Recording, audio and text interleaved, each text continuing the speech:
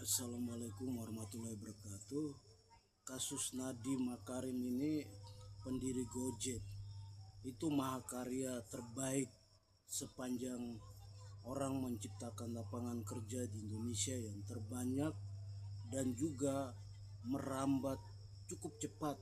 Dan kalau kita lihat dari Gojek sendiri, itu sudah membuka peluang di 34 provinsi. Dia membuka cabang, tetapi di Asia Tenggara sebetulnya dari perjalanan Gojek ini sebetulnya kita melihat dia meloncat, sebetulnya bisnis ini meloncat, dan ini atas nama karya anak bangsa.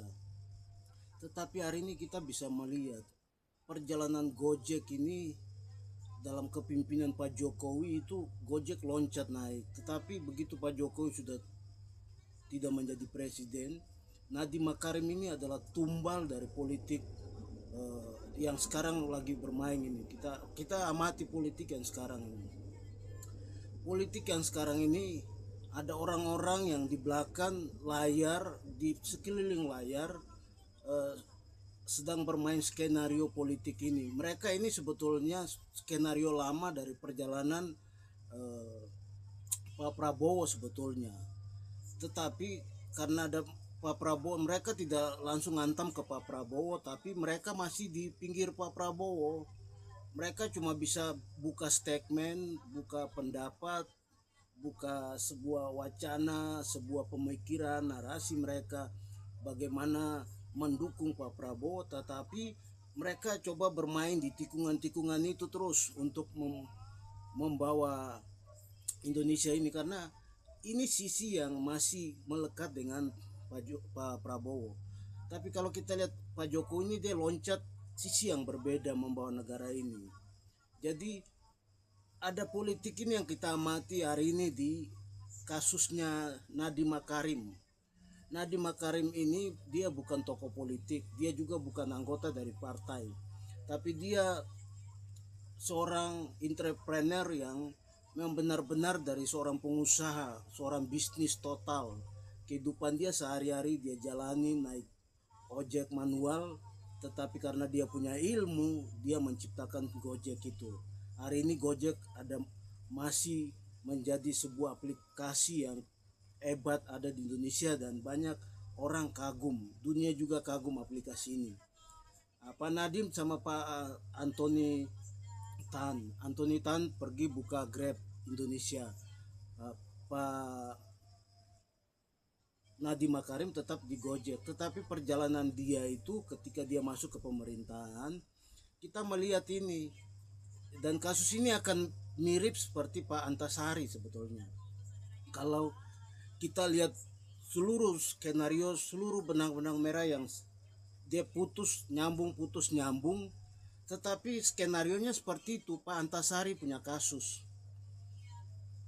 Nadiem Makarim ada di wilayah seperti itu.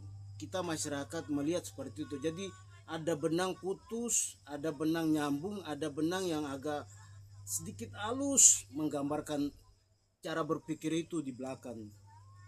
Apakah ini orang-orang yang memang selama ini, memang saya perhatikan memang selama ini ada di belakang Pak Prabowo, dan mereka itu perusak Indonesia sebetulnya. Karena Pak Prabowo juga gagal dalam Pilpres. Orang-orang ini dan masyarakat tidak suka lihat orang-orang ini punya cara berpikir. Mereka perusak sebetulnya. Cuma karena Pak Prabowo ini dekat dengan Pak Jokowi, dan Pak Jokowi yang memberikan manifestasi khusus, jalan khusus, rakyat lihat positif dan mereka. Tapi kita lihat hari ini ada politik itu yang benang putus berabu-abu sedang memainkan peranan itu, dan kasus Nadiem adalah salah satu bagian dari perjalanan itu, tentang Pak Jokowi, tentang politik Pak Jokowi yang dibombardir dengan berbagai sisi kehidupan politik Pak Jokowi. Itu yang mereka sedang cari caranya bagaimana supaya orang-orang di sekitar Pak Jokowi harus kalau bisa dihabisin. Nadiem ini ada di dalam lingkaran